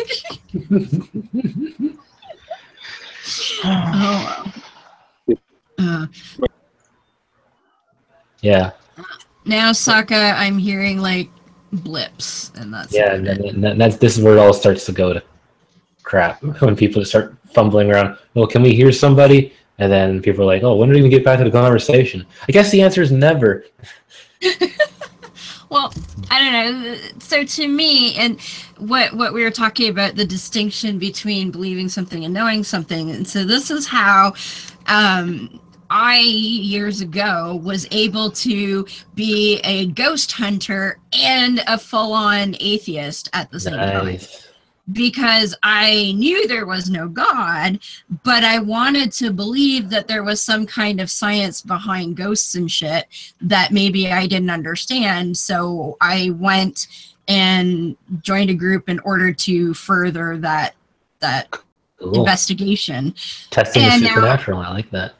And now I'm like, no, there's no fucking ghosts either. 4.5 years later, well, 4.5 that I was in the group, that I've been out for a while now, but yeah, it's that I fully admitted to myself that I wanted to believe that ghosts could be a thing, just not in a spiritual sort of sense. But that was completely separate from my knowledge that there's no God.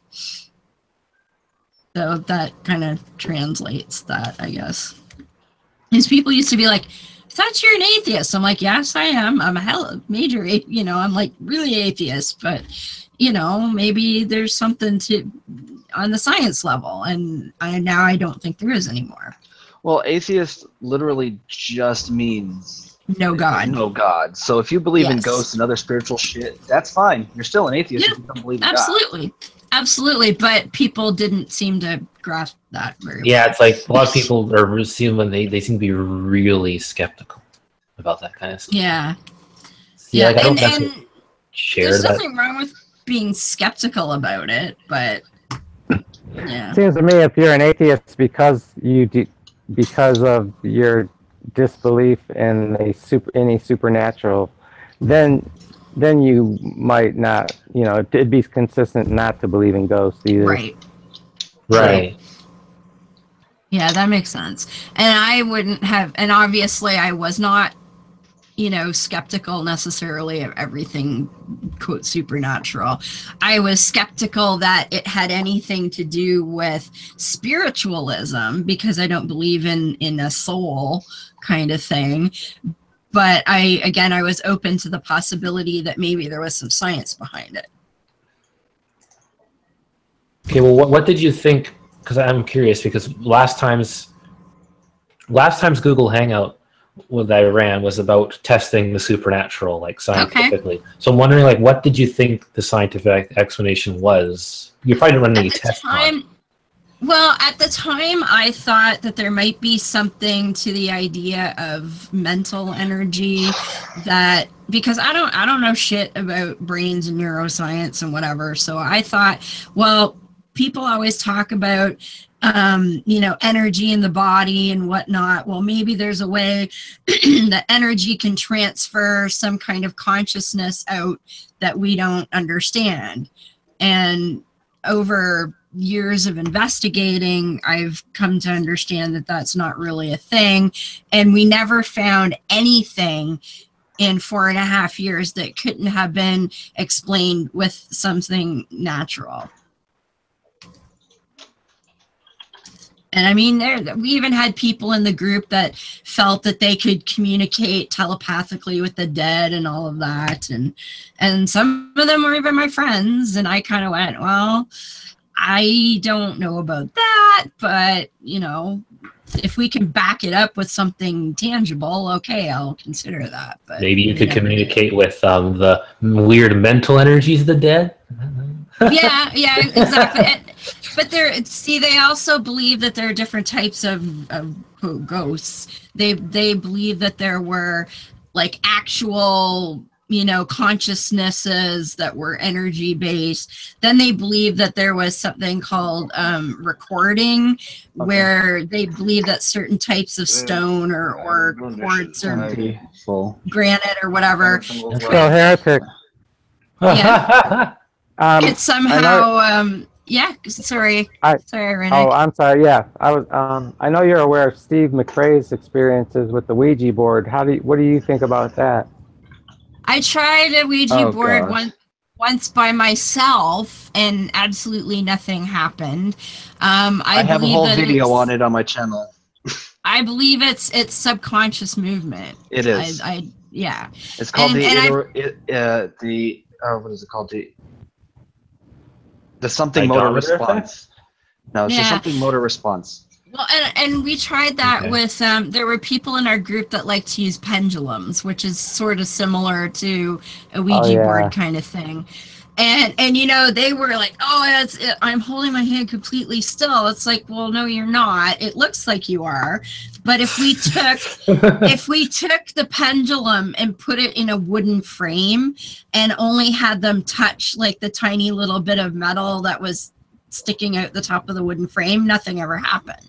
So the idea was is that your physical energy was being used by whatever spirit to move the pendulum, but without your hand being free and holding it, it never ever moved, even though that tensile, that tactile contact was there, theoretically allowing that energy to flow into the pendulum.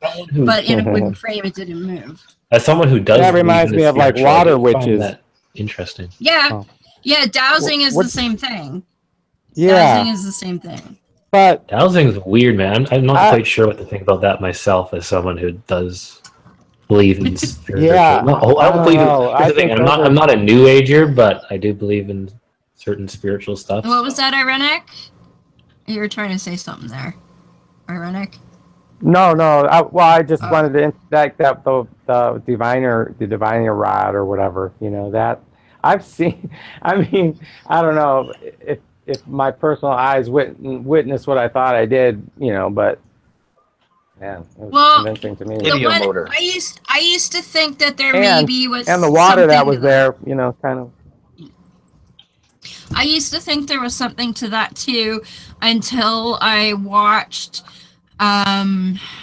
Was it Dawkins that did the experiment? I forget who did it now, but they did a double-blind experiment with dowsers, and they put bottles of water in like concealed boxes, and not even the people, like it was double blind, so the people taking notes and running the experiment did not even know what box had the water in it.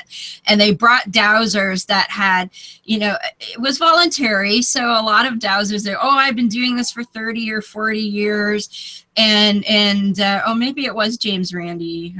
Sounds like something James Randi would do. Yeah, but they brought these people in. Oh, I've been dowsing for 40 years, and I have a great track record, and that's how I make my living, and blah blah blah. And not one of them was able to get a result better than chance, because there was no unconscious external possibility of influencing where they thought water was. Now, how that would translate if somebody called you to a field and was like, find water, I don't know, but they certainly were not able to perform in a controlled environment.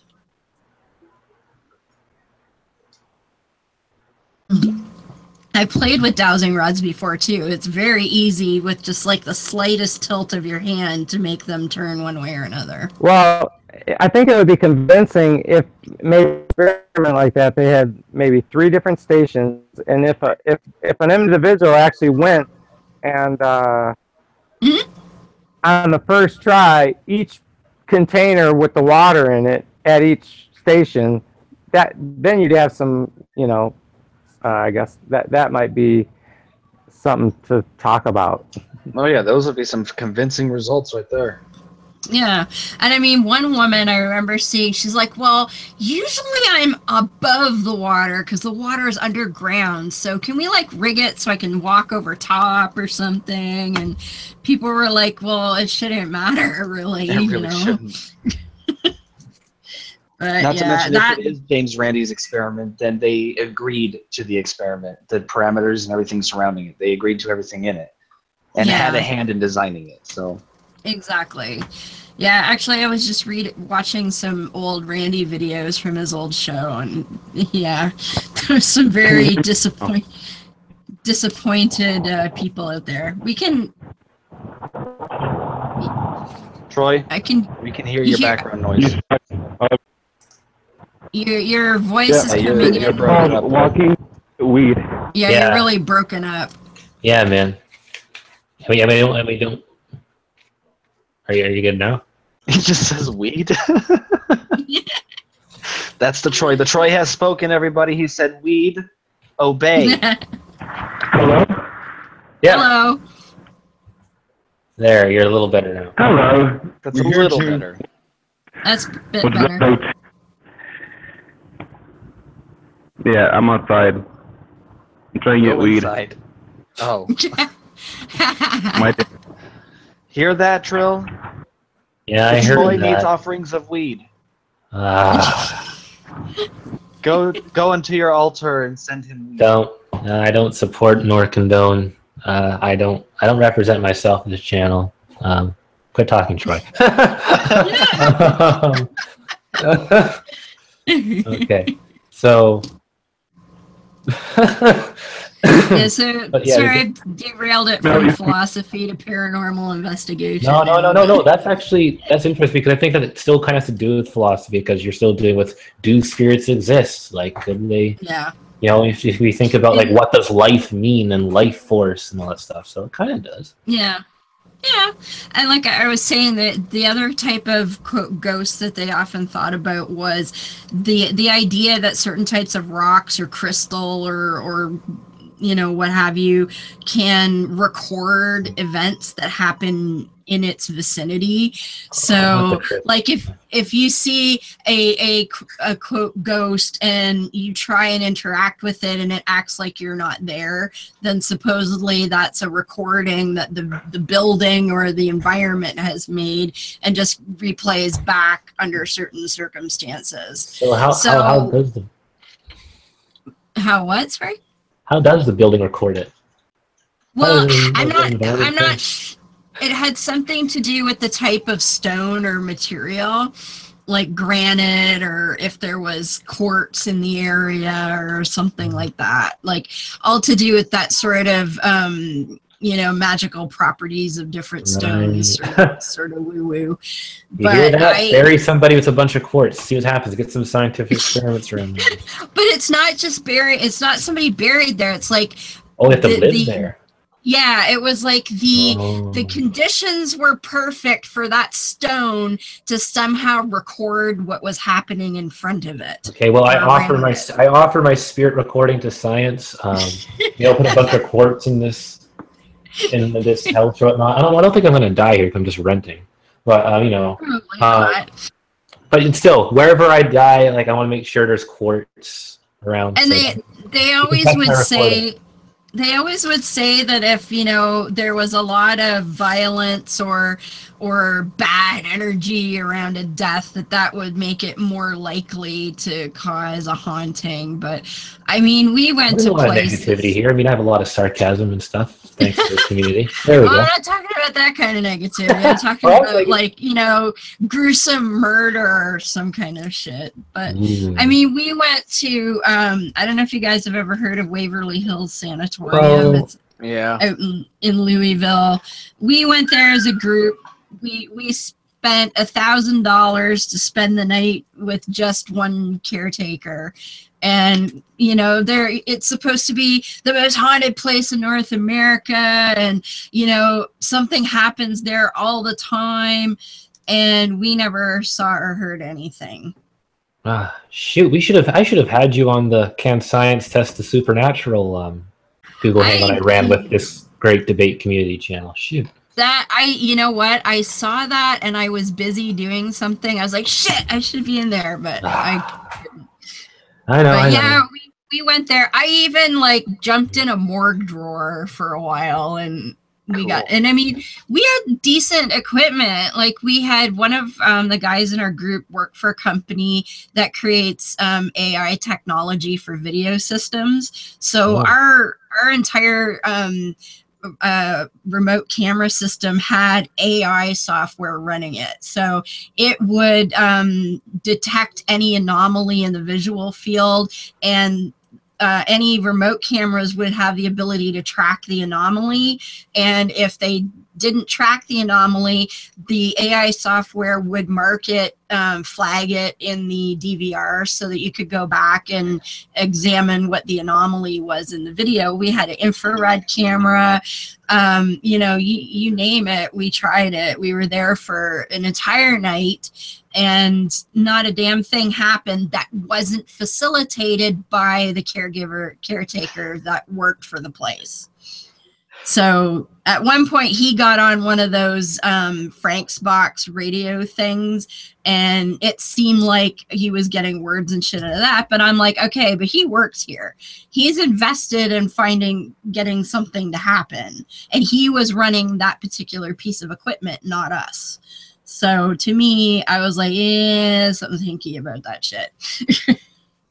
So and our group completely imploded after that because everybody had such high expectations and absolutely nothing happened. And I think everybody, even the ones that thought they were psychic, got disillusioned by that.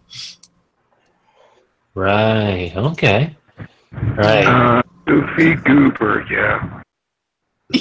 So, as far as the whole supernatural thing goes, I mean, if you were to go back and see it now, we spent who knows how long just trying to figure out what the definition that we're using of supernatural is, thanks to the flow of the conversation. But eventually we ended up talking about the actual topic at hand, but it wasn't until the last hour into the Hangout, or maybe not even then, because as Mel came on, we started arguing about what supernatural is or how we were using it. So what's that, Troy? Didn't hear you, Troy. The flat Earth is awesome.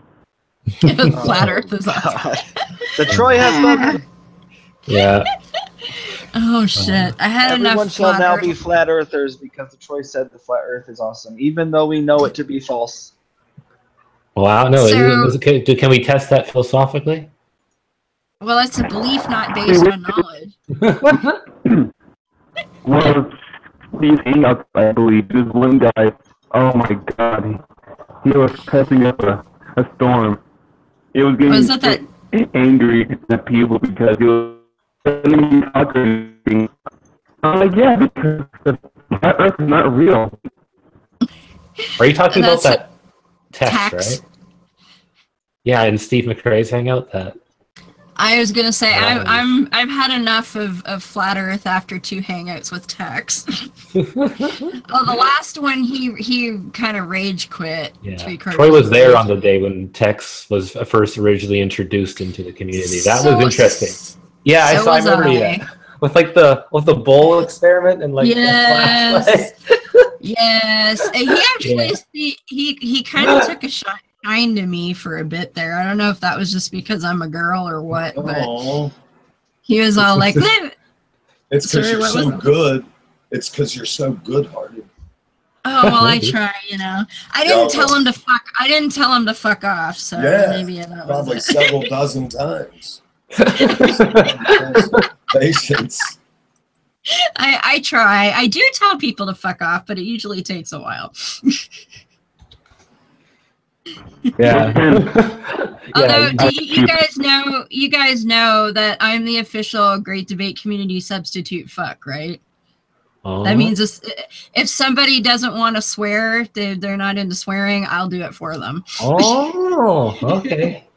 So there How you go. much do you charge? Oh, I'm free. Wow. Wow. That is a humanitarian service. That is at least for some comedy stuff, even the stuff he says he sells, but he actually doesn't. He still charges. You do it for free? See, no, I'll say fuck to anybody for free if they want me to. Wow, there you go. It's a free service. Yeah.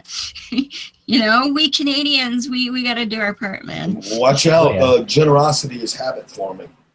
I know. It truly is. Oh, you already know that, though. Yep. Yeah, it is habit forming. Shoot, you don't want to get too nice now. What if you get too many requests? Well, we'll see. I've only had a couple in Hangout so far, so we'll see. I tried to have tried to have a Hangout Monday night, and absolutely no one showed up. I was kind That's of hard. I didn't get an invite. Why didn't you send me an invite? I sent it to the Great Debate Community and the last open Hangout thread that I had. Oh, you don't do that. So you got to post it in the Great Debate Community. That's what I did, though. I didn't see a new post there. Yeah, I waited about 45 minutes and then I erased it because nobody was coming. Oh, so there's no evidence of this. No, there's no evidence. Leadership might be philosophical. Leadership is hard like that sometimes. It's fine. See, my thought is that my show is on Monday, but 3 hours before that. And I thought, well, I'll have all my shit going and everything. I'll do my show, go have dinner, and then I'll have time to hang with people. And yeah, nobody showed up. So, meh. Oh, well. The more times up at bat, the more home runs. There you go. Forget the strikeouts. You know how beautiful it is when things click and people laugh. And I see that you also provide free psychotherapy. Sure. Yes, of course. You know, a little. No guarantees it's going to do anything, but I'll offer. Yeah. Competence is a different matter, but exactly. Yes, that is noble. You know, you do what you can. That's I don't know. I keep saying it's a Canadian thing. Maybe it's not. I don't know. I was just saying. I just replied to some Muslim women giving me shit on my Facebook page with "sorry, but." So you know, maybe it's true. That was gentle. Well, the rest of it wasn't so gentle, but. I pooped. He approved. I think he said he approved. I'm not sure. I second the motion. All right. No, he said he pooped. Oh, he pooped. Oh, well, whatever. Confession on aisle 3. Oh shit. So, do we have more, or are we done, or what? Well, I was going to ask, because I don't know, forgive me if you already said this, St. Tommy, but did you have anything, like, did you have an opinion about if deep philosophy really mattered in everyday life or not? Or not really? Did you already say it? Does philosophy matter to quality of life? Deep philosophy. The integrity of one's philosophy? I'd say yes. Yes, how we perceive things, how we cognitively process things, testing the different perspectives logically and reasonably, avoiding emotionalism. Oh, yes, it matters. Philosophy matters. Interesting. It can be overesteemed, rationale, you know. All right. And at times like that, but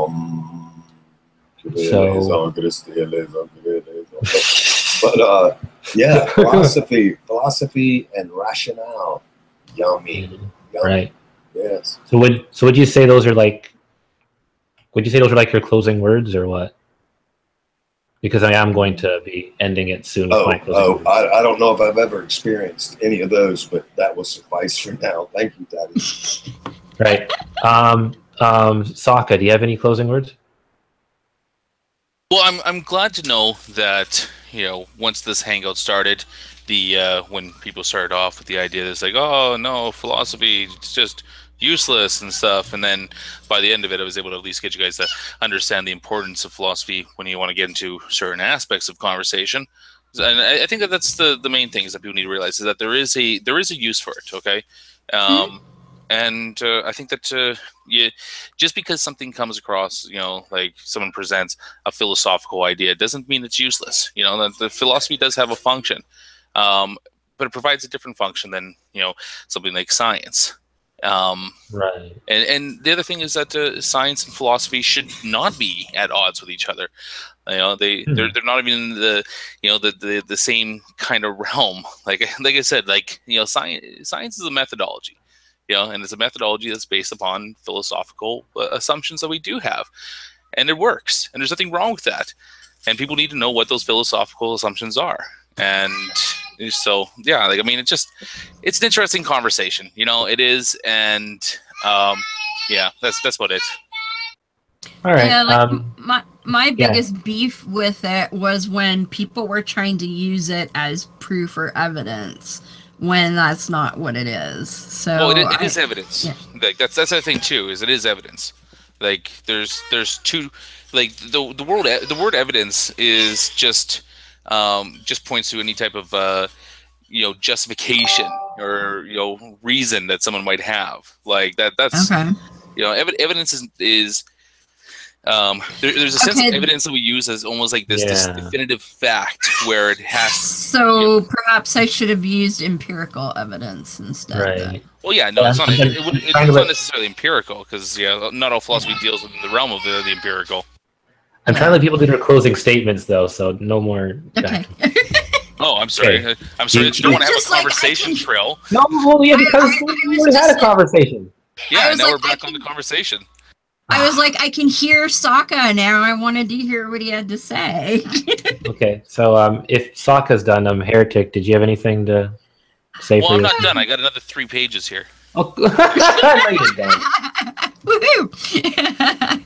I think I pretty much said it. Like I say, is if it's when people try to use philosophy in ways that it's not meant to be used that drives me crazy. I got no problem with philosophy in general. It's not something I have a huge interest in, but you know, it has an absolute use. Like I say, I think of it more as the hypotheses that we come up with that, you know, drive us to go looking for answers. And that's very important. Right. You don't seem like a truth suppressor to me. And anybody who accuses you of that, I think is shallow and blind. Oh, thank you. Cool. I'm not definitively infallible in my discernment, but it is sincere. Cool. Yeah. Carry it on. Yeah. So, yeah, I'm going to save myself to close. Thanks everybody for tuning in. That did, because I understand that we did lose quite a bit of viewers. So, because people aren't even really commenting the live chat anymore.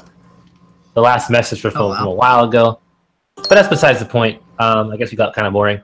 Like, look, philosophy. We're talking about other stuff. Yeah. Right. That too. I know, but you get side. Yeah. Okay. Whatever. Look, philosophy, like basic philosophy, we all use it. Everything from, you know, ordering a pizza to deciding what we're going to say in a Google Hangout outro like this. But deep philosophy, like the meaning of life, you know, what is morality? Does God exist? You know, that kind of thing. You know, it doesn't seem as important in everyday life. Most people, you know, like my friends, just want to, you know, live life, you know, talk rumors about people, have a few drinks, fall in love, normal everyday stuff that you don't need to know, like some of these super, you know, like whatever the Kalam argument for or whatever. You know, it's just like it's not necessary. It doesn't come up in normal conversation. And that's kind of what I was trying to get at. Some of the deep kind of stuff just doesn't seem to matter as much. Like, sure, it might matter to some people who are interested in it, but it's just, like St. Tommy says in the side chat, pretty much we just want to live. Yeah. Maybe it's just a young person that thinks I'm only 21 and I don't care about whatever. So, if there's your thing. I guess if you don't think, you know, knowing, you know, what it means for something to be moral is important, then yeah, I guess, like, philosophy is not important, like you said. That's cool. So as far as this channel goes, this conversation goes, I know this wasn't the best example, but if this is your thing, or even if it ain't, you may want to subscribe to the Great Debate Community channel. I'm representing it right now. It's public access, which means reason why I'm able to use it is so someone else can use it as well. Please other people use it, because I think it's a good thing to have going. Other people can start conversations. If you don't like the ones that I start, maybe one of you guys can start your own on this or whatnot, or think you can run it better, go ahead. It's not my channel. So, yeah, please take over. One reason I'm using it is because I kind of felt a little bit bad for Steve not getting as many views on here as he wanted to. And so I was helping him out. But other people can do it too. So, Great Debate Community channel. One last question there, Trill. Yeah. Just one last way. I'm really trying to understand that you like what room you're in. Like, is that a bedroom or is that a kitchen? I mean, because I see a table in there too. And it looks like a bed. Yeah, it looks like a bed, but it's like, but I'm not sure if it's a bed because it's kind of doily. And, well, I mean, that's his love cave. Yeah. Well, basically, it's like it's a bedroom combined with a living room, combined with a studio, combined with it's a lot of different things. Okay, all right. So all of the above. And so did you sleep on the thing there in the background? That is the bed, though, right? Yes, it is the bed. How high is it off the ground, man? It's like even with the table, like. That's true. I don't know. Do we need a perspective lesson or something? I mean, I don't know. It looks really high. Don't be a flat earther now. Come on. Okay, can you spread out on it and demonstrate its implementation? Never mind. I would probably. He better turn off the live view before that happens. No, same time. You got to pay for that. Okay, so yeah, it's public access. So even someone like St. Tommy could run a Hangout if you wanted to with this. Great Debate Community Google Plus page. That's something you might want to check out, where discuss things like religion, science, And philosophy. No politics yet. No. Yeah, a lot of philosophy. Yeah, that too. There's a philosophy section. Religion, philosophy, science, philosophy, theology, theology, politics, philosophy. But no, we don't do politics yet. Steve doesn't really like politics stuff, so I don't know if that's ever coming. Yeah, great debate community page. That might be something you might want to look at. Follow Steve McBeth.